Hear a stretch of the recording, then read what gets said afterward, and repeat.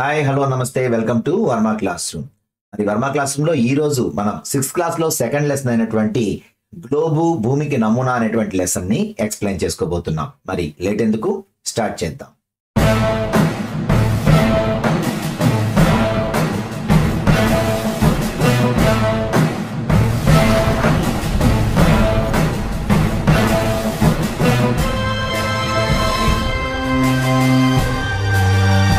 మరి గ్లోబు భూమికి నమూనా అనేటువంటి దానిలో మనకి ప్రధానంగా చెప్పుకోవాల్సినవి ఏమేమి ఉన్నాయో చూద్దాం. ఇక్కడ భూమికి ఖచ్చితమైనటువంటి నమూనాగా దేన్ని చెప్తారు అంటే గ్లోబ్ అని చెప్తారు. అదే ఇక్కడ మీకు ఫస్ట్ బిట్ గా ఇవ్వడం జరిగింది. ఆ తర్వాత చూసుకుంటే మనం ఈ పాఠంలో ఏమేమి నేర్చుకోబోతున్నాము అంటే అక్షాంశాల గురించి, రేఖాంశాల గురించి, ధ్రువాలు, భూమధ్య రేఖ గురించి అర్థం చేసుకుంటామంటున్నాడు. అలాగే భూమి యొక్క చలనాలు, రాత్రి పగలు ఎలా ఏర్పడతాయి, ఋతువులు ఎలా ఏర్పడతాయి అనే విషయాన్ని కూడా మనం దీనిలో అర్థం చేసుకోగలుగుతామని చెప్తున్నాడు. సో చూద్దాం ఇక్కడ ఈ పాఠంలో ఏమేమి ఉన్నాయో. మనం ముందుకు వెళ్తే ఇక్కడ గ్లోబ్ దీనిలో మనం ప్రధానంగా నేర్చుకునేటువంటివి అక్షాంశాల గురించి, రేఖాంశాల గురించి, అలాగే ఉత్తరార్ధగోళం, దక్షిణార్ధగోళం, పశ్చిమార్ధగోళం, తూర్పు అర్ధగోళం, మరి దీని మీద ఉన్నటువంటి భూమి, నీరు, ఖండాలు, మహాసముద్రాలు, అలాగే భూమికి సంబంధించి చలనాలు అంటే భ్రమణము, పరిభ్రమణం గురించి, మరి పగలు రాత్రి ఎలా ఏర్పడతాయి, అలాగే భూ పరిభ్రమణం వల్ల వచ్చేటువంటి ఋతువులు, గ్రహణాలు, అయనాలు, విషవత్తులు, ఈ నాలుగిటి గురించి ఈ పాఠంలో ప్రధానంగా ఇవ్వడం జరిగింది. మీరు ఎప్పుడైనా ప్రపంచ పటాన్ని గమనించారా? పక్కన ఇవ్వబడినటువంటి ప్రపంచ పటంలో ఎడమ వైపు ఉన్నటువంటి మహాసముద్రం ఏంటి, కుడివైపు ఉన్నటువంటి మహాసముద్రం ఏంటి అని అడిగాడు. ఇక్కడ చూసుకుంటే ఎడమ వైపు ఉన్నది పసిఫిక్ మహాసముద్రమే, అలాగే కుడివైపున ఉన్నది కూడా మనకి పసిఫిక్ మహాసముద్రమే ఉంది. అంటే గ్లోబ్ అంటే ఏంటి? ఇక్కడ భూమికి ఖచ్చితమైన నమూనాగా చెప్పాము. పటాన్ని కాస్త రౌండ్ అప్ చేసి మనం గుండ్రంగా చేస్తే అది గ్లోబ్ గా మారుతుంది. అందువల్లే రెండు వైపులా ఇక్కడ ఒకే మహాసముద్రం మనకు కనిపిస్తుంది, అదే పసిఫిక్ మహాసముద్రం. సో ఇక్కడ భూమికి ఖచ్చితమైనటువంటి నమూనా ఏది? అదే ఇక్కడ మీకు ఫస్ట్ బిట్ ఇచ్చాడు, అదే గ్లోబ్. సో భూమికి ఖచ్చితమైనటువంటి నమూనా గ్లోబ్. భూమి యొక్క అక్షం. సో ఇక్కడ భూమి యొక్క అక్షం అంటే ఏంటి? ఉత్తర దక్షిణ ధ్రువాలను కలుపుతూ ఒక సూది స్థిరంగా ఉంటుందని ఇచ్చాడు. ఇక్కడ యాక్చువల్గా మనం ఊహారేఖలే ఇవన్నీ కూడా, అక్షాంశాలు కావచ్చు, రేఖాంశాలు కావచ్చు. ఇక్కడ మనం గీసుకున్నటువంటి ఉత్తర ధ్రువం నుంచి దక్షిణ ధ్రువం వరకు ఈ అక్షం కావచ్చు, ఇవన్నీ కూడా ఊహారేఖలే. ఏం చెప్తున్నాడు అంటే పర్ఫెక్ట్ గా స్ట్రైట్ గా లేకుండా ఇది 23.5 డిగ్రీల వాలు కలిగి ఉంది అని చెప్తున్నాడు. ఓకేనా? సో అంటే ఈ పై భాగం నుంచి ఈ క్రింది భాగం వరకు ఇది ఒక గీయబడినటువంటి ఊహారేఖ ఇది. సో దీన్నే అక్షం అంటాము. ఈ అక్షం 23.5 డిగ్రీల కొంచెం వాలి ఉంది. దాని వల్లనే మరి ఇక్కడ చూసుకుంటే భూమధ్య రేఖ నుంచి పైన ఉండేటువంటి కర్కట రేఖ కావచ్చు, ఈ క్రింద ఉండేటువంటి మకర రేఖ కావచ్చు, సూర్యుడికి ఎదురుగా వచ్చినప్పుడు ఆయన కిరణాలు డైరెక్ట్ గా పట్టమా, ఏటవాలుగా పట్టమా అనేటువంటివి సంభవిస్తున్నాయి అనేటువంటి విషయాన్ని మనం ఇక్కడ అర్థం చేసుకోవాలి. సో అంటే భూమి యొక్క ఉత్తర ధ్రువం నుంచి దక్షిణ ధ్రువం వరకు పోయే ఊహారేఖ ఏది అని అడిగితే మనం ఏం చెప్పాలి? అక్షము అని చెప్పాలి. ఓకేనా? సో మరి చూసుకుంటే మొట్టమొదటిసారిగా ఎవరు మరి ఈ యొక్క గ్లోబుని తయారు చేశారని చూసుకుంటే పురాతన ఖగోళ గ్లోబుని ఎవరు తయారు చేశారు అంటే 1492లో మార్టిన్ బెహైమ్ రూపొందించాడు. సో ఈ మార్టిన్ బెహైమ్ అనేటువంటి వ్యక్తి జర్మనీ నావికుడు. ఇతన్నే ఫాదర్ ఆఫ్ గ్లోబ్ అని పిలుస్తాం. అలాగే ఆ తర్వాత చూసుకుంటే మరి ఆధునిక ఖగోళ గ్లోబ్ని ఎవరు తయారు చేశారు అంటే కాన్స్టాంటినోపిల్ అబ్జర్వేటరీలో మనకి 1570వ సంవత్సరంలో టకీ ఆల్దిన్ రూపొందించాడు అని చెప్తున్నారు. ఓకేనా? సో ఈ కాన్స్టాంటినోపిల్ ని ప్రజెంట్ మనం ఇస్తాంబుల్ అని పిలుస్తున్నాం. సో ఇక్కడ మనం చూసుకుంటే 2 బిట్స్ ఉన్నాయి. పురాతనమైనటువంటి ఖగోళ గ్లోబ్నేమో మార్టిన్ బెహైమ్ రూపొందించాడు. ఇతను జర్మనీకి చెందినటువంటి వ్యక్తి. ఇతన్ని ఫాదర్ ఆఫ్ గ్లోబ్ అంటాం. అలాగే 1570వ సంవత్సరంలో టకీ ఆల్దిన్ ఆధునిక ఖగోళ క్లబ్ని కాన్స్టాంటినోపిల్ యొక్క అబ్జర్వేటరీ నందు మనకి ఆయన తయారు చేయడం జరిగింది అని చెప్పేసి చెప్తున్నారు అన్నమాట. ఈ 2 బిట్లు మనం గుర్తుపెట్టుకోవాలి. అలాగే మొట్టమొదటి అతుకులు లేని ఖగోళ గ్లోబ్ని జహంగీర్ సామ్రాజ్యంలో మొఘల్ శాస్త్రవేత్తలు రూపొందించారు. మన భారతదేశానికి వచ్చేసరికి ఎప్పుడు ఒక గుండ్రటి గ్లోబ్ని రూపొందించుకున్నాము అంటే అతుకులు లేకుండా ఉన్నటువంటి ఒక ఖగోళ గ్లోబ్ని జహంగీర్ సామ్రాజ్యంలో అంటే మొఘల్స్ టైంలో మరి మొఘల్ శాస్త్రవేత్తలు రూపొందించారనే విషయాన్ని మనకు చెప్తున్నారు. ఇక ఈ గ్లోబల్ అనే పదం ఏమైతే ఉందో ఈ గ్లోబ్ అనే పదం గ్లోబస్ అనే ఒక లాటిన్ పదం నుంచి వచ్చింది. దాని అర్థం గోళము లేక ఉండ. ఓకేనా. సో ఈ గ్లోబస్ అనే పదం నుంచి వచ్చింది గ్లోబ్ అనేది. సో అది లాటిన్ భాషా పదం. దాని అర్థం ఏంటి అంటే గోళము లేక ఉండ అని అర్థం అనమాట. ఓకేనా. ఇందులో ఇంపార్టెంట్ బిట్స్ 1492లో మార్టిన్ బెహైమ్ జర్మనీకి సంబంధించిన వ్యక్తి మొట్టమొదటి పురాతన ఖగోళ క్లబ్ రూపొందించాడు. ఇతన్ని ఫాదర్ ఆఫ్ గ్లోబ్ అంటాం. 1570వ సంవత్సరంలో టకీ ఆల్దిన్ కాన్స్టాంటినోపిల్ అబ్జర్వేటరీ నందు మరి ఆధునిక ఖగోళ గ్లోబ్ని రూపొందించడం జరిగింది. ఆ తర్వాత చూసుకుంటే అతుకులు లేనటువంటి ఖగోళ గ్లోబ్ని మరి జహంగీర్ సామ్రాజ్యంలో మొఘల్ శాస్త్రవేత్తలు రూపొందించారు. మరి గ్లోబస్ అనేటువంటి ఒక లాటిన్ పదం నుంచి ఈ గ్లోబ్ అనేటువంటి మరి ఈ పదం మనకి వాడుకలోకి వచ్చిందని చెప్తున్నాడు. గ్లోబస్ అనే లాటిన్ పదానికి అర్థం ఉండా లేక గోళము అని అర్థం. ఓకేనా. సో నెక్స్ట్ చూసుకుంటే మనకి ఇక్కడ ప్రధానంగా ఏమి ఇచ్చారు అంటే అక్షాంశాలు అలాగే రేఖాంశాలు. చూడండి ఇక్కడ మనకి ఉత్తర ధ్రువం నుంచి దక్షిణ ధ్రువానికి గీయబడినటువంటి ఊహా రేఖ ఏది అంటే ఇందాక చెప్పాను అక్షం అని. ఇక చూసుకుంటే ఇక్కడ ఏమైతే భూమధ్య రేఖ భూమికి అడ్డంగా గీయబడినటువంటి ఒక రేఖని మనం 0 డిగ్రీల అక్షాంశాన్ని ఏమని పిలుస్తాము అంటే భూమధ్య రేఖ అంటేని భూమధ్య రేఖ అంటే భూమికి మధ్యగా పోయే రేఖ, భూమిని 2 అర్ధగోళాలుగా విభజించే రేఖ అని చెప్పుకోవచ్చు. సో ఇక్కడ ఉత్తరం వైపు ఉన్నటువంటి అర్ధగోళాన్ని ఉత్తరార్ధగోళం అని, దక్షిణం వైపు ఉండే అర్ధగోళాన్ని దక్షిణార్ధగోళం అని పిలుస్తాం. ఓకేనా. అంటే పైకి ఒక సగం ముక్క కిందకు ఒక సగం ముక్క. సో 0 నుంచి పైకి మనం చూసుకుంటే ఇలా 1 డిగ్రీ 2 3 4 5 6 ఇలాగా చివరికి ఈ పాయింట్కి వచ్చేసరికి మనకి 90 డిగ్రీలు అంటే లంబకోణం ఇక్కడ మనకు కనిపిస్తుంది అనమాట. ఓకేనా.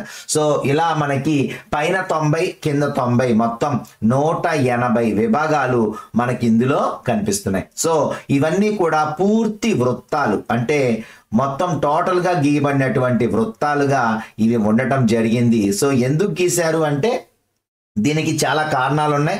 ఆల్రెడీ మనం 9th క్లాస్ లెసన్స్ లో చెప్పేసుకున్నాం. ఇవన్నీ బేసిక్స్ మాత్రమే, ఏం దీని గురించి నేను లోతుగా వెళ్ళటం లేదు.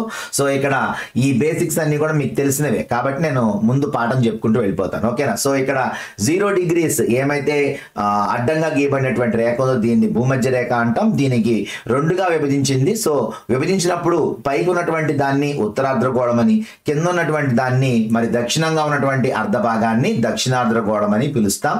ఉత్తరంగా ఉన్నదాన్ని ఉత్తరార్ధగోళం అంటాం. భూమధ్య రేఖ 0 డిగ్రీల అక్షాంశం దగ్గర ఉంది. ఓకేనా.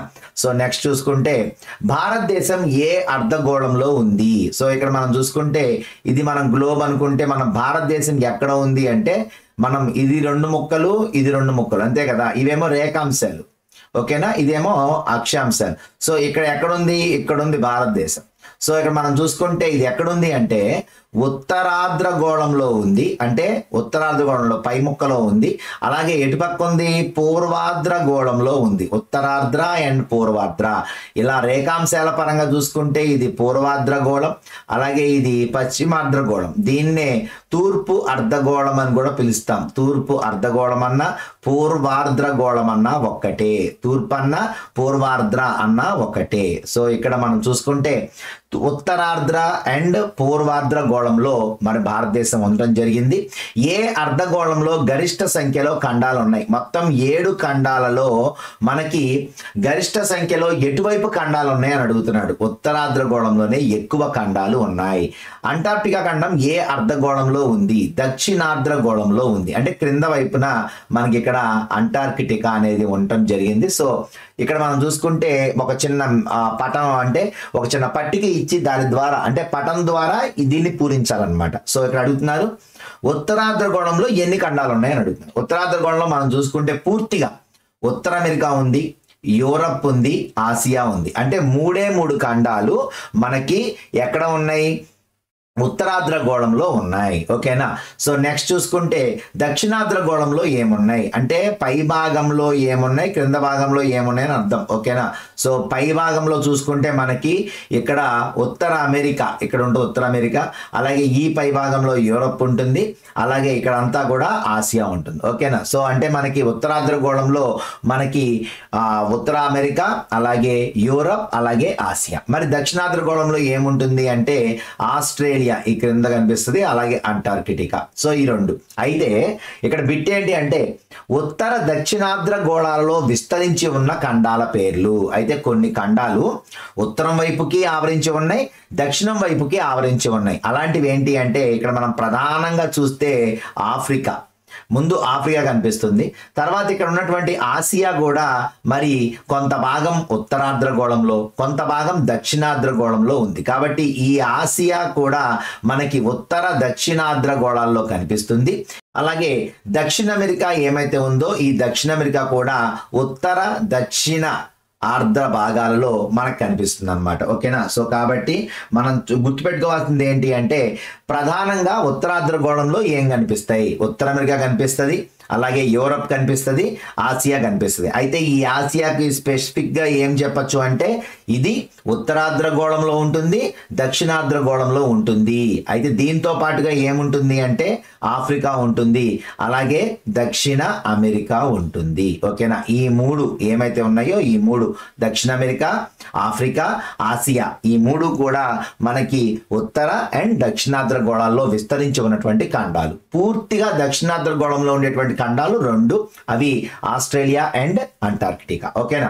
సో నెక్స్ట్ చూసుకుంటే మనకి మహాసముద్రాల్లో ఉత్తరార్ధగోళంలో ఏం కనిపిస్తాయి అని అడుగుతాడు.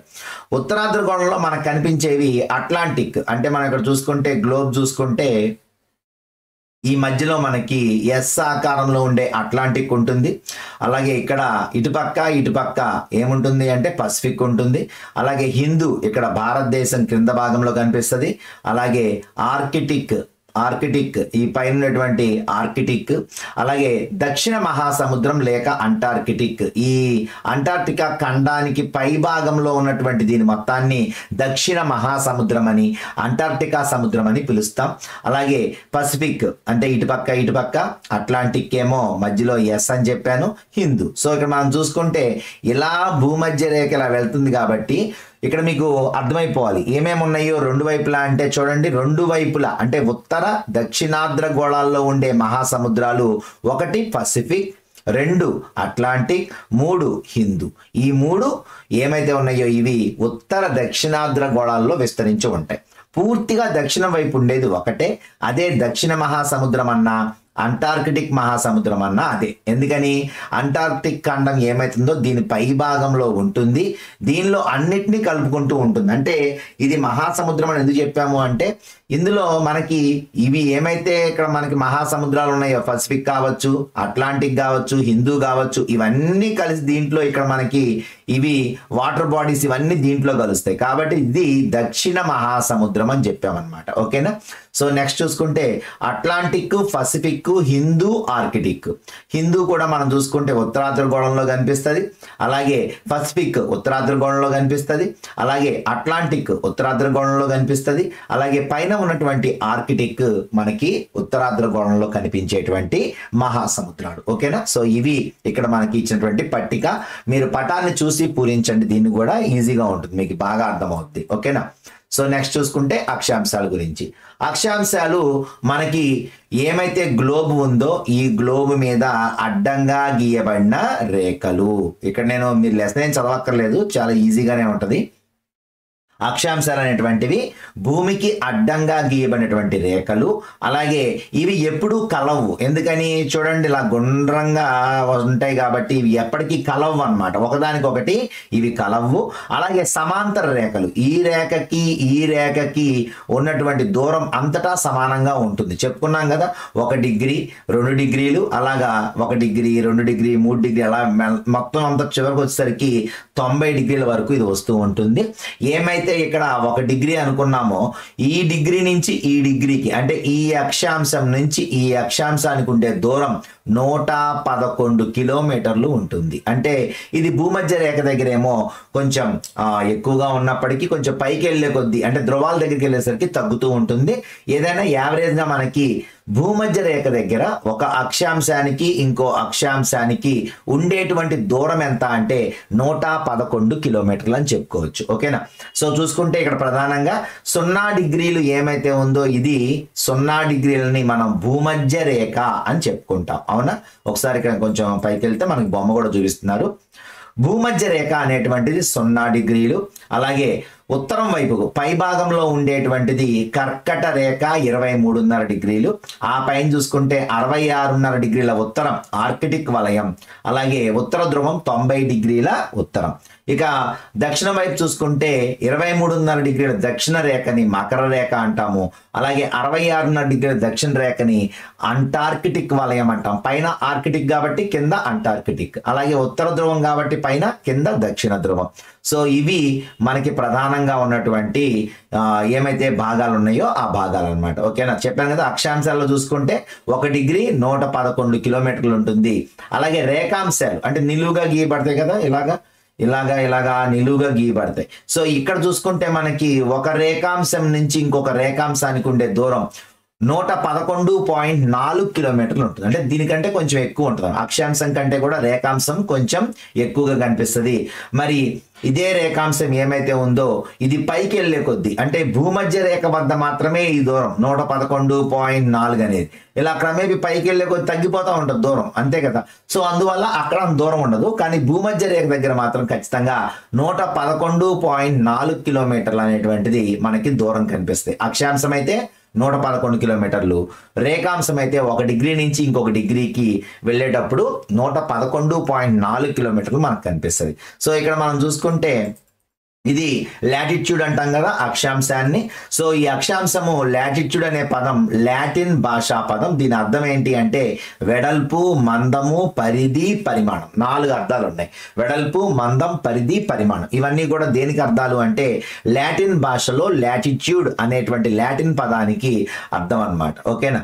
సో నెక్స్ట్ చూసుకుంటే అతిపెద్ద అక్షాంశం ఏది అతిపెద్ద అక్షాంశం? మరి భూమికి మధ్యలో ఉన్నదే అతిపెద్ద అక్షాంశం. వ్యాసం ఇదే కదా. సో కాబట్టి భూమధ్య రేఖ అతిపెద్ద అక్షాంశము అని చెప్పవచ్చు. ఓకేనా. సో నెక్స్ట్ చూసుకుంటే మనకి రేఖాంశాలు. సో ఈ రేఖాంశాల గురించి చూసుకుంటే రేఖాంశాలలో ఒక పాయింట్ని తీసుకోండి. అని మనం చెప్పుకున్నాం ఆల్రెడీ, అక్షము అని చెప్పుకున్నాం కదా. ఉత్తర ధ్రువం నుంచి దక్షిణ ధ్రువం వైపుకి అక్షం అని చెప్పుకున్నాం. 0 డిగ్రీల దగ్గర స్టార్ట్ అయింది. ఓకేనా.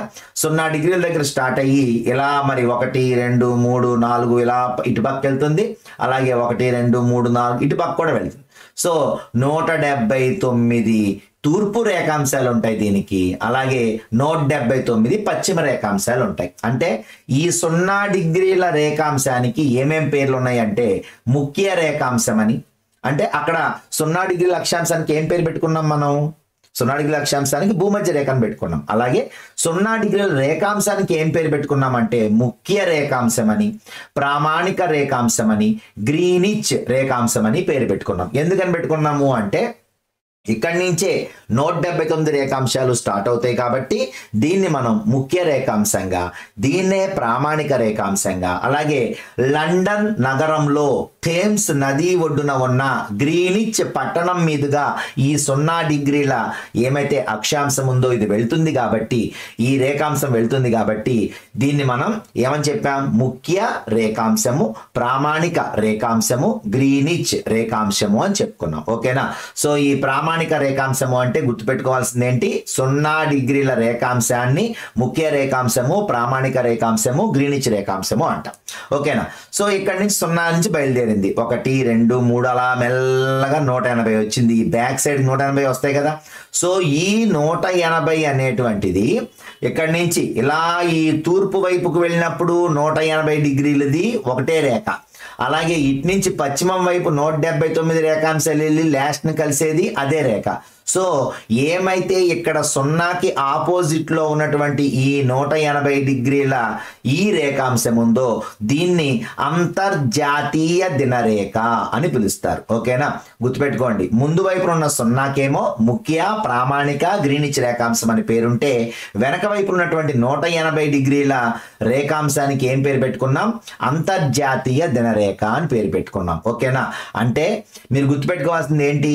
180 డిగ్రీల తూర్పు రేఖాంశము, 180 డిగ్రీల పశ్చిమ రేఖాంశము ఒకటే కదా, అంతే కదా. ఇలా 0 నుంచి వెళ్ళినప్పుడు 101 తూర్పు, 2 తూర్పు, 3 తూర్పు అలా వెళ్తున్నప్పుడు 180 డిగ్రీల తూర్పు రేఖాంశము ఇదే. అలాగే ఇటు నుంచి 1 పశ్చిమ, 2 పశ్చిమ అనుకుంటూ వెళ్తే 180 డిగ్రీల పశ్చిమ రేఖాంశం కూడా ఇదే. కాబట్టి దీన్నే 180 డిగ్రీల తూర్పు పశ్చిమ రేఖాంశం అని పిలుస్తాం. అలాగే దీన్ని అంతర్జాతీయ దినరేఖ అని పిలుస్తాం. ఓకేనా, సో ఇవి ఇక్కడ మనకి ప్రధానంగా ఉండేటువంటి బిట్లు. ఓకేనా, సో మరి ఇవేంటి అని చూసుకుంటే, ఇందాక మనం ఏం చెప్పాం? వృత్తాలు అని చెప్పాం. కానీ ఇవి ఇక్కడ చూసుకుంటే అర్ధవృత్తాలు, అంటే సగమే ఉంటాయి అన్నమాట. ఓకేనా, సో అర్ధవృత్తాలు ఏంటి అంటే రేఖాంశాలు. అలాగే అవేమో అడ్డంగా ఉంటాయి, మరి ఇవేంటి? నిలువుగా ఉంటాయి. కాబట్టి నిలువు రేఖలు. వీటికి ఇంకొక పేరు ఉంది, మధ్యాహ్న రేఖలు. ఓకేనా, అక్షాంశాలనేమో ఏమంటాము అంటే వృత్తాలు అంటాం, అలాగే అడ్డరేఖలు అంటాం. మరి వీటిని ఏమంటాము అంటే అర్ధవృత్తాలు అంటాం, నిలువు రేఖలు అంటాం, మధ్యాహ్న రేఖలను కూడా పిలుస్తాం. అర్థమైందా?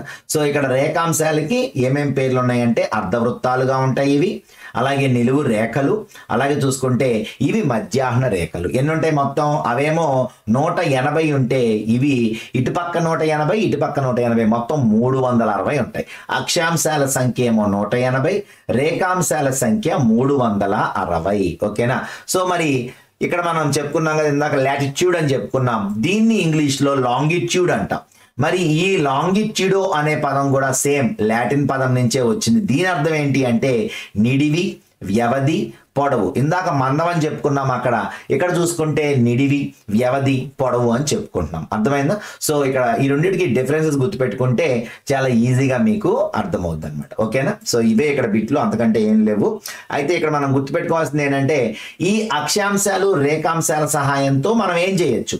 ఒక ఖచ్చితమైనటువంటి ఒక ప్రాంతం యొక్క ఉనికిని కనుక్కోవచ్చు. అర్థమైందా? అంటే ఏ గ్రిడ్ ఈ రెండు కలిసినప్పుడు, అక్షాంశాలు రేఖాంశాలు కలిసినప్పుడు ఏర్పడినటువంటి చతుష్కోణ ఆకారాన్ని ఏమంటాము అంటే గ్రిడ్ అంటాం. ఓకేనా, సో ఈ గ్రిడ్స్ ద్వారా మనం ఏం చేయొచ్చు అంటే ఒక ప్లేస్ ఎక్కడ ఉంది, ఆ ప్లేస్ యొక్క ఉనికి ఏంటి, ఏ లాంగిట్యూడ్లో ఉంది, ఏ లాటిట్యూడ్లో ఉంది. సో అందువల్ల అక్షాంశ రేఖాంశాల సహాయంతో మరి ఏర్పడినటువంటి చతుష్కోణ ఆకారమైనటువంటి గ్రిడ్ల సహాయంతో మనం ఏం కనుక్కోవచ్చు అంటే ఒక ప్రాంతం యొక్క ఖచ్చితమైన ఉనికిని కనుక్కోవచ్చు, సమయాన్ని కనుక్కోవచ్చు, అలాగే అక్కడ శీతోష్ణ స్థితిని కూడా కనుక్కోవచ్చు అనమాట. ఓకేనా, సో ఇక్కడ మనం చూసుకుంటే అక్షాంశాల గురించి వాస్తవాలేంటి, అలాగే రేఖాంశాల గురించి వాస్తవాలేంటో చూడండి.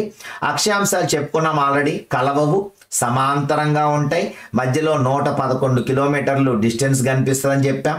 భూమధ్య రేఖ నుంచి ఉత్తర దక్షిణానికి దూరాన్ని కొలవడానికి ఉపయోగపడతాయి. అలాగే అక్షాంశాలు భూమధ్య రేఖకు సమాంతరంగా ఉండే అదృశ్య రేఖలు, అంతే కదా, అడ్డంగా ఉంటాయి, సమాంతరంగా ఉంటాయి.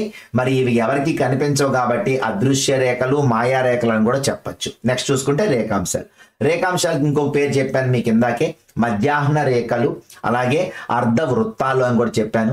రేఖాంశాలు ప్రామాణిక రేఖాంశం నుంచి తూర్పు పడమరలకు దూరాన్ని కొలుస్తాయి. అలాగే రేఖాంశాల పొడవులో కూడా సమానంగా ఉంటాయి. నెక్స్ట్ చూసుకుంటే రేఖాంశాలు భూమధ్య రేఖ నుంచి అక్కడేమో దూరంగా ఉంటాయి, చెప్పుకున్నాం కదా, 111.4 కిలోమీటర్లు ఏమో అక్కడ ఉంటుంది భూమధ్య రేఖ దగ్గర. ధ్రువాలకు వెళ్లే కొద్దీ ఇవి సన్నబడిపోతాయి, దూరం కూడా తగ్గిపోతుంది. అలాగే రేఖాంశాలు మరి నిలువుగా ఉండేటువంటి అదృశ్య రేఖలు, ఇవి ఉత్తర దక్షిణ దిశల్లో మనకు కనిపిస్తాయి. సో ఇది ఇక్కడ మనకి ఈ పట్టికలో మనకి ఇంపార్టెంట్ బిట్స్ గా చెప్పుకోవచ్చు. సో నెక్స్ట్ చూసుకుంటే ఇక్కడ మనకి భూమి యొక్క కదలికలు, అంటే భూమి ఎలా కదులుతుంది లేక భూమి యొక్క చలనం ఎలా ఉంటుందని చూసుకుంటే ఆల్రెడీ మనం చెప్పుకున్నాం. దీర్ఘ వృత్తాకార కక్ష్యలో భూమి ఎప్పుడు కూడా దీర్ఘ వృత్తాకార కక్ష్యలో సూర్యుని చుట్టూ తిరుగుతూ ఉంటుంది, తన చుట్టూ కూడా తాను తిరుగుతూ ఉంటుంది. సో ఇక్కడ మనకి తన చుట్టూ తాను తిరగడాన్ని భ్రమణము అంటాం, సూర్యుని చుట్టూ తిరగడాన్ని పరిభ్రమణము అంటాం. అయితే ఈ భ్రమణం గురించి మనకి ఇచ్చిన బిట్స్ ఏంటి అంటే, భూమి తన చుట్టూ తాను తిరగడాన్ని భ్రమణము అంటాం. అయితే ఇది తూర్పు నుంచి పడమరకు తిరగటం లేదు, పడమర నుంచి తూర్పుగా ఎంత వేగంతో తిరుగుతుంది అంటే గంటకు 1610 కిలోమీటర్ల వేగంతో తిరుగుతుంది. ఓకేనా, గంటకి 1610 కిలోమీటర్ల వేగంతో భూమి పడమర నుంచి తూర్పుకు తిరుగుతుంది. ఓకేనా, సో నెక్స్ట్ చూసుకుంటే ఇక్కడ రెండవది పరిభ్రమణం.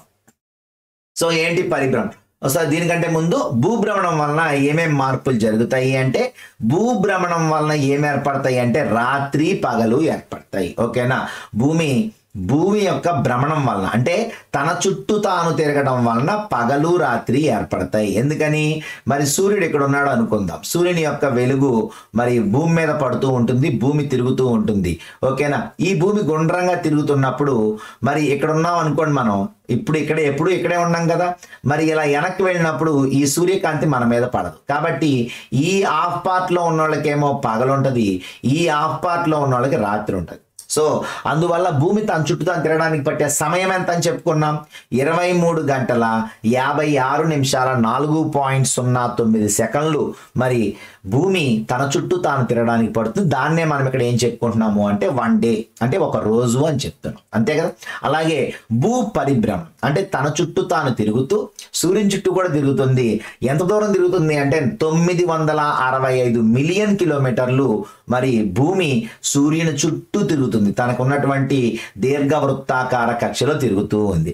సో ఇలా తిరగడానికి ఎంత టైం పడుతుంది అంటే 365.25 లేక 365 1/4. 1/4 అంటే పావు కదా. సో ఈ 4 పావులు కలిసి 4 సంవత్సరాలకు వచ్చేటువంటి ఒక లీప్ ఇయర్ అవుతుంది అన్నమాట. ఓకేనా, సో ఈ 4 పావు అంటే 365.1/4 అని చెప్పుకున్నాం. అంటే 365 1/4 లేక 365.25 అంటే ఒక పావు రోజు అనమాట. సో ఈ పావు రోజు అంటే ఈ 6 గంటలు ఏమైతే ఉందో 6 4 24 గంటలు అవుతుంది. ఆ ఒక్క రోజు ఏమవుద్ది అంటే ఫిబ్రవరి నెలలో మనం యాడ్ చేసుకోవటం జరిగింది. మరి నార్మల్ ఫిబ్రవరిలో 28 రోజులు ఉంటే 4 సంవత్సరాలకు వచ్చేటువంటి ఒక లీపు సంవత్సరంలో 29 రోజులు ఉంటాయి, అంతే. ఓకేనా, సో ఇక్కడ మనకి ఋతువులు మరి ఎలా ఏర్పడతాయి, రాత్రి పగలు ఎలా ఏర్పడతాయి ఇందాక చెప్పుకున్నాం. కాబట్టి రాత్రి పగలు ఎలా ఏర్పడతాయి అంటేనేమో భూ భ్రమణం వలన ఏర్పడతాయి అని చెప్పుకున్నాం.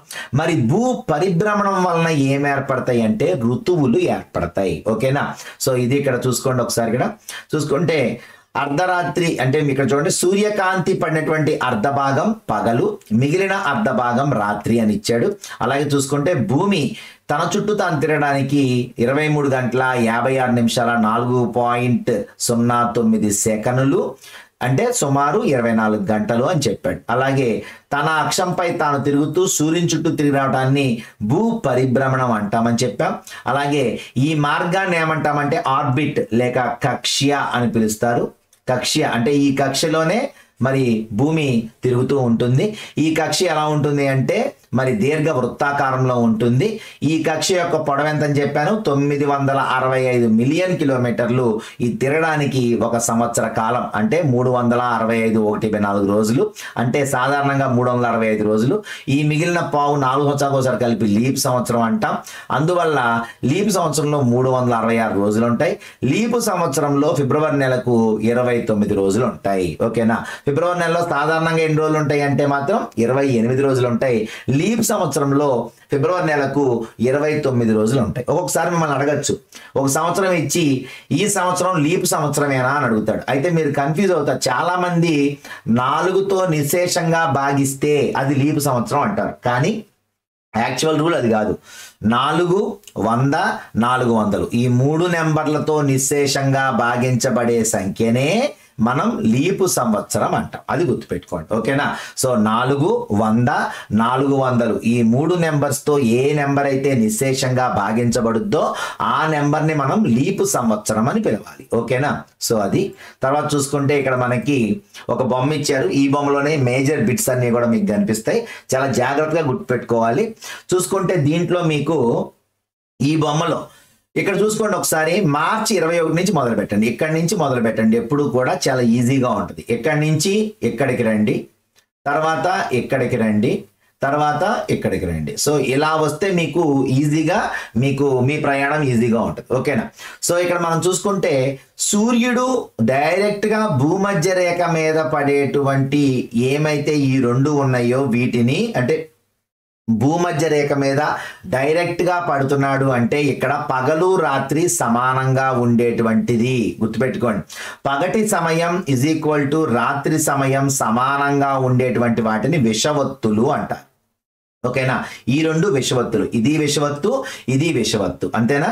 సో పగటి సమయం ఈజ్ ఈక్వల్ టు రాత్రి సమయం 2 సమానంగా ఉండేటువంటి ఈ రెండింటిని విషవత్తులు అంటారు. ఈ విషవత్తులు మనకి మార్చి 21, అలాగే సెప్టెంబర్ 22 లేక 23. కొన్ని బుక్స్ లో సెప్టెంబర్ 23 అని ఇస్తారు. కానీ మనకి లీప్ సంవత్సరం మరి 366 రోజులు వచ్చినప్పుడు కొంచెం అది ముందుకి వెనక్కి వెళ్తూ ఉంటుంది. కాబట్టి ఇక్కడ మనకి సెప్టెంబర్ 22 లేక 23 అని చెప్పుకోవాలి. ఓకేనా? సో విషవత్తులు ఏమేంటి చెప్పండి ఒకసారి. విషవత్తులు సూర్యునికి ఏమైతే కిరణాలు వస్తున్నాయో ఈ కిరణాలు భూమధ్య రేఖ మీద పడేటువంటి టైం. సో ఈ భూమధ్య రేఖ మీద పడుతుంది అంటే పగటి సమయం రాత్రి సమయం దాదాపుగా సమానంగా ఉంటాయి. వీటినే విషవత్తులు అంటారు.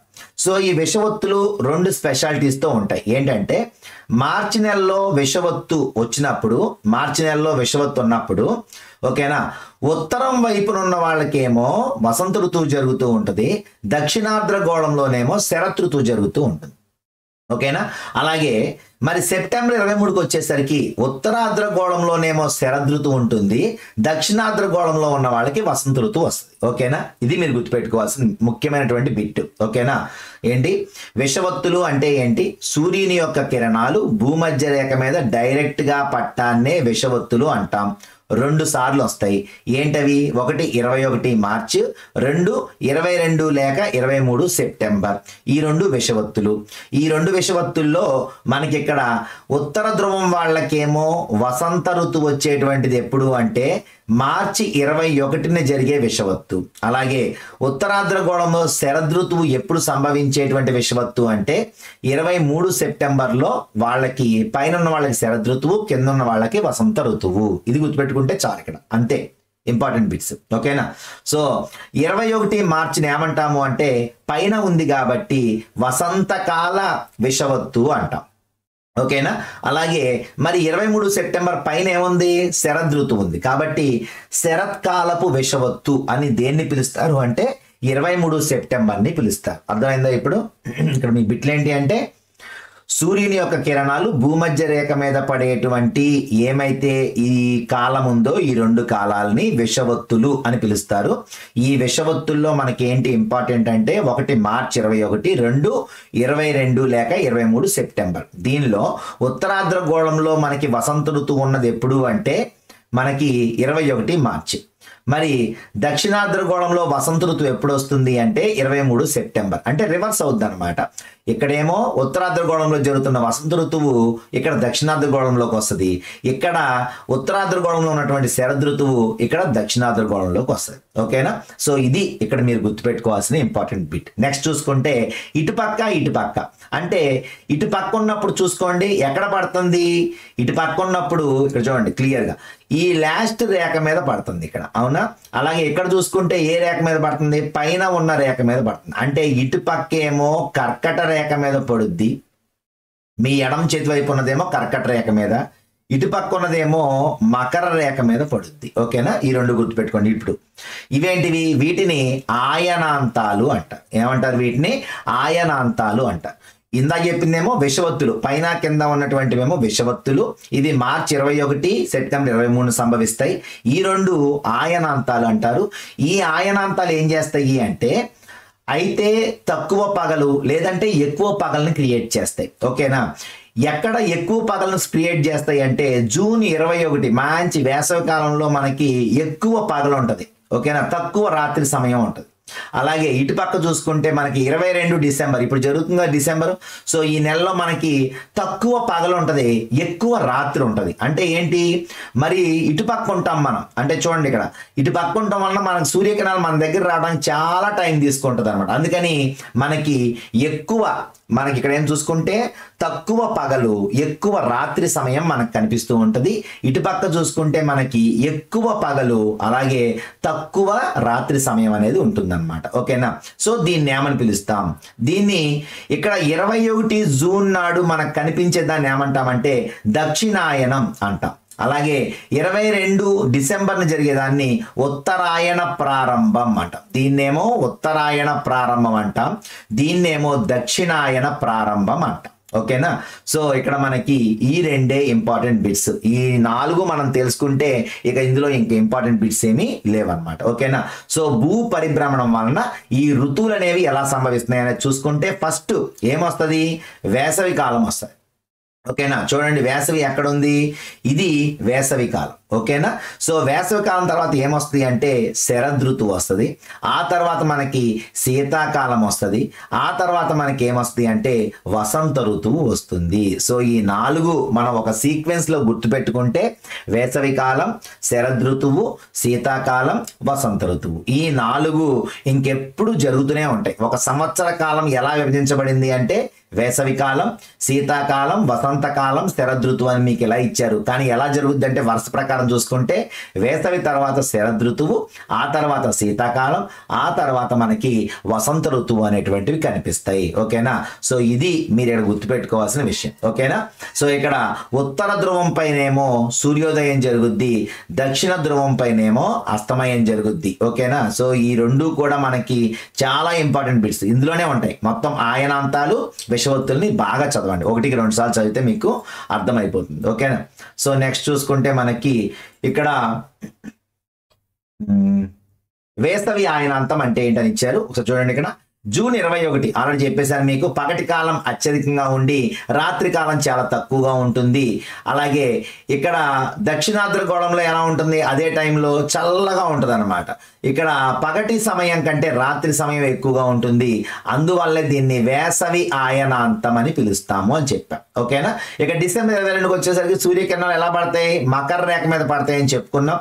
సో ఈ మకర రేఖ ఏమైతే ఉందో దీని మీద నిట్ట నిలువుగా పడటం వలన మరి దక్షిణాద్రగోళంలో ఎక్కువ కాంతి పొందుతారు. కాబట్టి వేసవి కాలం తీవ్రంగా ఉండి పగటి కాలం తక్కువ, రాత్రి సమయం తక్కువగా ఉంటుంది. అందువల్ల దీన్ని ఏమంటాం, శీతాకాల ఆయనాంతం అంటాం. ఇక విషవత్తులు అంటే చెప్పాను ఆల్రెడీ, మార్చి 21 సెప్టెంబర్ 23 సూర్యకిరణాలు భూమధ్య రేఖపై నిట్ట నిలువుగా పడతాయి. అందువల్ల రాత్రి పగలు సమానంగా ఉంటాయి, దానివల్ల దాన్ని విషవత్తులు అంటామని చెప్పాను. అలాగే 23 శరదృతువు, దక్షిణాద్రగోళంలో వసంత ఋతువు ఉంటుంది. దీనికి భిన్నంగా మార్చి 21 ఏమవుద్ది అంటే ఉత్తరాద్రగోళంలో వసంత ఋతువు ఉంటుంది, దక్షిణాద్రగోళంలో శరదృతువు ఉంటుంది. నేను ఇందాక మీకు బొమ్మలో చెప్పిందే ఇక్కడ మీకు రిటర్న్ గా ఇచ్చారు, ఇదంతా మీకు అవసరం లేదు. ఆల్రెడీ మీకు ఆ బొమ్మ ఇంకొకసారి అర్థం కాకపోతే దాన్ని 2-3 సార్లు ప్లే చేసుకోండి, మీకు బిట్స్ మొత్తం అర్థమైపోతాయి. ఓకేనా, సో నెక్స్ట్ చూసుకుంటే గ్రహణాలకు వచ్చేసరికి మనకి ఏంటి అంటే ఎప్పుడైతే సూర్యుని కాంతి భూమి మీద పడుతూ ఉంటుంది, అవునా, ఈ సూర్యుని కాంతి భూమి మీద పడుతూ ఉన్నప్పుడు మధ్యలో ఎవరు తిరుగుతున్నారు, ఇక్కడ భూమి చుట్టూ ఇంకొక వ్యక్తి తిరుగుతున్నాడు. ఎవరైనా మన సహజ ఉపగ్రహమైనటువంటి చంద్రుడు తిరుగుతున్నాడు. మరి ఈయన ఎప్పుడైనా అడ్డం వచ్చాడు అనుకోండి, మన భూమి కరెక్ట్గా మన ఇండియా కరెక్ట్గా ఇక్కడికి వచ్చింది అనుకోండి, అంటే తిరుగుతూ ఉంటుంది కాబట్టి ఇది కూడా ఎప్పుడైనా ఇండియా కరెక్ట్గా ఇక్కడికి వచ్చినప్పుడు ఈ మూన్ మరి ఇక్కడ వచ్చాడు అనుకోండి, ఈయన మీద ఇటుపక్క కాంతి పడుద్ది, ఇటుపక్క కాంతి పడదు. సో అందువల్ల మనకి ఈయన కనపడ్డా అనమాట. సో ఇదే ఇక్కడ మనం గ్రహణం అని చెప్పుకుంటాం. యాక్చువల్గా సూర్యగ్రహణము, చంద్రగ్రహణం అని 2 రకాల గ్రహణాలు ఉన్నాయి. ఏంటనేది చూసుకుంటే ఇక్కడ ఏం లేదు, సింపుల్ అనమాట. ఓకేనా, ఇక్కడ భూమి ఏమైతే ఉందో ఇక్కడ భూమి ఉంది అనుకుందాం. ఓకేనా, అలాగే సూర్యుడు చెప్పుకున్నాం కదా, ఇక్కడ భూమి ఇక్కడ సూర్యుడు ఉన్నాడు, వీళ్ళిద్దరికి మధ్యలో చంద్రుడు వచ్చాడు అనుకోండి. ఓకేనా, సూర్యుడు మనకు కనిపిస్తాడా, ఇండియాలో ఉన్న వాళ్ళకి కనిపించడు. కాబట్టి ఈ చంద్రుడు అడ్డంగా ఉన్నాడు కాబట్టి అంటే ఏంటి, సూర్యుడికి భూమికి మధ్యలో చంద్రుడు కనుక వస్తే దాన్ని సూర్యగ్రహణం అంటాం. ఓకేనా. అలాగే అయితే ఎప్పుడు సంభవిస్తుంది అంటే అమావాస్య రోజు మాత్రమే సంభవిస్తుంది. అయితే మరి నెలకి మనకి ఖచ్చితంగా ఒక అమావాస్య వస్తగా అన్ని అమావాస్యలు మనకి సూర్యగ్రహణం ఉంటుందా అంటే ఉండదు. ఎందుకని ఎప్పుడైతే మన భూమికి ఎగ్జాక్ట్గా మన ఇండియాకి మరి సూర్యుడు వచ్చేటువంటి ప్లేస్కి కరెక్ట్గా తిరుగుతూ ఉన్నప్పుడు ఎప్పుడో కోయిన్సైడ్ అవుతుంది. ఆ కోయిన్సైడ్ అయినప్పుడు ఖచ్చితంగా చంద్రుడు మనకి అడ్డంగా రావాలి, సూర్యకాంతి మన ఇండియా మీద పడకుండా ఉన్నప్పుడు మాత్రమే మనకి సూర్యగ్రహణం అనేటువంటిది సంభవిస్తుంది. అందువల్లే అన్ని అమావాస్య రోజుల్లో ఇది సంభవించదు. ఓకేనా, ఎప్పుడో ఒక్కసారి మాత్రమే ఇది సంభవిస్తుంది. ఓకేనా. నెక్స్ట్ చూసుకుంటే చంద్రగ్రహణం. చంద్రగ్రహణం అంటే ఏంటి? ఎప్పుడైతే సూర్యుడు ఉన్నాడు ఇక్కడ, మరి ఈ సూర్యుడు ఉన్నప్పుడు ఇక్కడ సూర్యుని యొక్క కాంతి ఎవరి మీద పడాలి? చంద్రుడి మీద పడితేనే ఆయన మనకి కనిపిస్తాడు, అంతే కదా. ఎందుకని ఆయన స్వయం ప్రకాశకం కాదు, గ్రహం కానీ ఉపగ్రహం కానీ స్వయం ప్రకాశకం కాదు. ఈయన నక్షత్రం కాబట్టి ఈయనకి వెలుగు ఉంది, ఈయన వెలుగు చంద్రుడి మీద పడితేనే మనకు కనిపిస్తున్నాడు, అంతే కదా. సో మరి ఇక్కడ భూమి ఉంది. ఓకేనా. చంద్రుడు ఏం చేస్తున్నాడంటే తిరుగుతూ ఇలా వెనక్కి వచ్చాడు. ఇక్కడ ఉన్నాడు చంద్రుడు. ఇక్కడ చంద్రుడు ఉన్నప్పుడు మరి చూడండి ఈయన కాంతి ఇలా పడుతూ ఉంది. పడినప్పుడు మధ్యలో ఎవరడ్డం వచ్చారు? ఈయన మీద పడదు ఇంకా, అంటే చంద్రుడి మీద సూర్యుని యొక్క కాంతి పడదు. దానివల్ల చంద్రుడు లేడేమో అని భావన మనకి కొద్దిసేపు మాత్రమే కలుగుద్ది. కానీ వెంటనే మళ్ళీ ఎప్పుడైతే ఆయన మీద వెలుగు పడుతుంది, అంటే తిరుగుతూ ఉంటాడు కాబట్టి కొద్దిసేపటికి మళ్ళీ ఆయన వెలుగు ఈయన మీద పడి మనకు కనిపిస్తాడు. ఆ కొద్దిసేపుని మనం ఏమంటాము అంటే చంద్రగ్రహణం అని పిలుస్తాం. ఓకేనా. అంటే దీనిలో భూమికి సగభాగం మాత్రమే సూర్యునికి ఎదురుగా ఉంటుంది, మిగిలిన సగభాగం నీడలో అంటే చీకట్లో ఉంటుంది. చంద్రుడు భూమి యొక్క వెనక భాగంలోకి లేకపోతే భూమి యొక్క నీడలోకి వెళ్తేనే చంద్రగ్రహణం అనేది సంభవిస్తుంది. అర్థమైందా? అయితే ఏంటి, భారతదేశంలో చంద్రగ్రహణం ఎప్పుడు వస్తాయి అంటే మళ్ళీ సేమ్ అంతే, ఎప్పుడో కానీ కోయిన్సైడ్ అవ్వదు. అంటే కరెక్ట్గా భారతదేశం పైనే చంద్రుడు ఉండటం, అలాగే సూర్యుని యొక్క కాంతి ఎగ్జాక్ట్గా చంద్రుడి మీద పడకుండా భూమి అడ్డంగా ఉండటం అనేది ఎప్పుడో కానీ జరుగుతుంది. అందువల్ల ఖచ్చితంగా అయితే పౌర్ణమి రోజు జరుగుద్ది, కానీ అన్ని పౌర్ణమిల్లో చంద్రగ్రహణం అనేది సంభవించదు. సూర్యగ్రహణం అమావాస్య రోజు సంభవిస్తుంది, కానీ అయితే అన్ని అమావాస్య రోజుల్లో ఇది సంభవించదు. ఈ రెండు గుర్తుపెట్టుకోండి. ఓకేనా. సో పౌర్ణమి రోజు జరిగేదేమో చంద్రగ్రహణం, అమావాస్య రోజు జరిగేదేమో సూర్యగ్రహణం అనమాట. అందువల్ల అయితే ఇక్కడ మీకు ఒక చిన్న బిట్ ఉంటుంది. ఏంటి అంటే ఇప్పుడు ఇలా తిరుగుతూ ఉన్నాయి కదా, ఎప్పుడు అంతకు ముందు జరిగినట్టు జరుగుద్ది. అంటే ఇప్పుడు మనకి ఉదాహరణకి ఇండియాలో ఒక టైంలో సూర్యగ్రహణం వచ్చింది, తర్వాత అమెరికాలో ఒకసారి సూర్యగ్రహణం, తర్వాత అలా చూసుకుంటే మొత్తం తిరుగుతూ ఉంటాడు. కాబట్టి ఇలా ఎప్పుడు ఈ చంద్రగ్రహణం జరిగిందో ఇదే క్రమం, ఇదే వరుస క్రమం ప్రతి 18 సంవత్సరాల 10 రోజులకి ఇదే పూర్వ వరుస క్రమం అనేటువంటిది రిపీట్ అవుతూ ఉంటుంది. ఓకేనా. అంటే ఇప్పుడు ఎలా జరిగిందో, ఈ రౌండ్ ఎలా జరిగిందో అదే వరుస క్రమం ప్రతి 18 సంవత్సరాల 10 రోజులకి ఇంతకు ముందు ఎలా అయితే రిపీట్ అయిందో, ఎంత టైం అయితే మనకు కనిపించకుండా ఉందో అలాంటి వరుస క్రమం మళ్ళీ ఎప్పుడు రిపీట్ అవుద్ది అంటే 18 సంవత్సరాల 10 రోజులకి సేమ్ అలాగే రిపీట్ అవుద్ది అనమాట ఈ గ్రహణం అనేటువంటిది. సో ఇది ఇక్కడ మనకి చెప్పుకునేటువంటి ఇంపార్టెంట్ బిట్స్. ఓకేనా. సో నెక్స్ట్ చూసుకుంటే మనకి ఇక్కడ ఇవే ఈ పాఠంలో మనకి ప్రధానంగా చెప్పుకున్నటువంటి బిట్స్. సో ఇందులో మనకి టెక్స్ట్ బుక్లో ఏమైనా ఉన్నాయో అని చూసుకుంటే ఇక్కడ సూర్యగ్రహణం ఒకటే ఉంది. సూర్యగ్రహణం అంటే ఏంటి అంటే సూర్యుడికి భూమికి మధ్యలో చంద్రుడు రావాలి. చంద్రగ్రహణం అంటే ఏంటి, సూర్యుడికి చంద్రుడికి మధ్యలో భూమి రావాలి. సో ఇదే ఇక్కడ మనం చెప్పుకునేటువంటిది గ్రహణాల గురించి. 19 డిగ్రీల ఉత్తర అక్షాంశము, 72 డిగ్రీల తూర్పు రేఖాంశము ఉన్నటువంటి ప్రాంతం ఏది అని అడిగారు. సో మీకు మ్యాప్ పాయింటింగ్ ఖచ్చితంగా చూసుకొని లాంగిట్యూడ్ లాటిట్యూడ్స్ చూసుకుంటే అది ఎక్కడ ఉంటుంది అంటే ముంబై 1972. ఓకేనా. అలాగే నెక్స్ట్ చూసుకుంటే 1277 వచ్చేసరికి బెంగళూరు, అలాగే 2877 వచ్చేసరికి ఢిల్లీ, అండ్ నెక్స్ట్ 2288 వచ్చేసరికి మనకి కోల్కతా. అంటే ఏంటి అంటే ఇదేమో అక్షాంశము, ఇదేమో రేఖాంశం అనమాట. ఓకేనా. సో ఈ రెండు ఇక్కడ అక్షాంశము రేఖాంశము అంటే నెంబర్స్ గా గుర్తుపెట్టుకుంటే ఈజీగా ఉంటుంది. సో ముంబై 1972, అలాగే 1277 వచ్చేసరికి బెంగళూరు, 2877 ఏమో ఢిల్లీ, అలాగే 2288 వచ్చేసరికి కోల్కతా. సూర్యుని చుట్టూ భూమి తిరగడాన్ని ఏమంటారు అంటే తన చుట్టూ తాను తిరిగితేనేమో భ్రమణం, మరి సూర్యుని చుట్టూ తిరుగుతుంది కాబట్టి ఇది పరిభ్రమణం. మరి భూమధ్య రేఖ మీద సూర్యకిరణాలు నిట్ట నిలువుగా పడే రోజు చెప్పాను మీకు ఆల్రెడీ. నిట్ట నిలువుగా పడేటువంటివి రెండే రెండు, ఒకటి మార్చి 21 పైన, కింద సెప్టెంబర్ 22, 23. ఓకేనా? సో ఇలా పడుతున్నాయి అంటే మార్చి 21నే ఖచ్చితంగా అవి నిట్ట నిలువుగా పడతాయి. ఓకేనా? క్రిస్మస్ వేడుకలు వేసవి కాలంలో ఎక్కడ జరుపుకుంటారు? మరి దక్షిణాద్ర గోళంలో మరి ఉంది కాబట్టి ఆస్ట్రేలియా వేసవిలో ఎప్పుడు జరుపుకుంటారు అంటే ఆస్ట్రేలియాలో క్రిస్మస్ వేడుకలు జరుపుకుంటారు. అలాగే ఋతువులు దేని కారణంగా ఏర్పడతాయి అంటే భూ పరిభ్రమణం వలన ఏర్పడతాయి. మరి రాత్రి పగలు ఎలా ఏర్పడతాయి అంటే భ్రమణం వలన ఏర్పడతాయి. ఓకేనా? దాని తర్వాత మీకు కొన్ని ప్రదేశాలు ఇచ్చి అక్షాంశాలు రేఖాంశాలు అనేటువంటివి ఇవ్వడం జరిగింది. విజయవాడ అక్షాంశం ఏంటి, రేఖాంశం ఏంటి అని, అలాగే కడప యొక్క అక్షాంశము రేఖాంశము, తిరుపతి యొక్క అక్షాంశము రేఖాంశము, విశాఖపట్నం యొక్క అక్షాంశము రేఖాంశం, ఇలా మీకు కొన్ని ఇవ్వడం జరిగింది. ఇవి మీరు నోట్ చేసుకోండి, మీ టెక్స్ట్ బుక్లో ఈజీగా ఉంటుంది. తర్వాత భారతదేశం యొక్క అక్షాంశ రేఖాంశాలు, తర్వాత ఆంధ్రప్రదేశ్ యొక్క అక్షాంశ రేఖాంశాలు, మీ జిల్లా, మీ మండలం, మీ గ్రామం అంటున్నాడు. ఇవి సాధారణంగా రావు, ఎందుకంటే ఆంధ్రప్రదేశ్ మొత్తం కూడా జరిగేటువంటి ఎగ్జామ్లో మీ జిల్లా ఏంటి, మీ మండలం ఏంటి, మీ గ్రామం యొక్క అక్షాంశం రేఖాంశం బిట్లు అడగారు కాబట్టి వేస్ట్ మెటీరియల్ నింపుకోవద్దు. ఖచ్చితంగా ఈ బిట్స్ అయితే రావు. కాబట్టి ఇక్కడ ఉన్నటువంటి వాటిని, ఇంపార్టెంట్ వాటిని మాత్రం మీరు జాగ్రత్తగా గుర్తుపెట్టుకునే ప్రయత్నం చేయండి. ఓకేనా? తర్వాత చూసుకుంటే ఇక్కడ మీకు దక్షిణాద్ర గోళం ఏమడిగారంటే ఈ క్రింద ఉన్న పార్ట్ ఏంటి అని అడిగాడు. దక్షిణాద్ర గోళం, దీన్ని ఏమంటాము అంటే పూర్వార్ద్ర గోళం అంటాం, లేకపోతే తూర్పు అర్ధగోళం అని పిలుస్తాం. అలాగే దీన్ని ఉత్తరార్ద్ర గోళం అంటాం, అలాగే దీన్ని పశ్చిమార్ద్ర గోళం అంటాం. సో ఇవి ఇక్కడ మనకంటే కొన్ని బొమ్మలు ఇచ్చి మిమ్మల్ని ఫిల్ చేయమన్నాడు. సో ఇది ఈ పాఠంలో ఉన్నటువంటి ఇంపార్టెంట్ బిట్స్ అన్నమాట. వీడియోని ఖచ్చితంగా లైక్ చేయండి, వీలైనంత మందికి షేర్ చేయండి, ఖచ్చితంగా ఛానల్ని సబ్స్క్రైబ్ చేసుకోండి. ఓకేనా? మరి ఉంటాను, మీ సురేష్ కుమార్ వర్మ.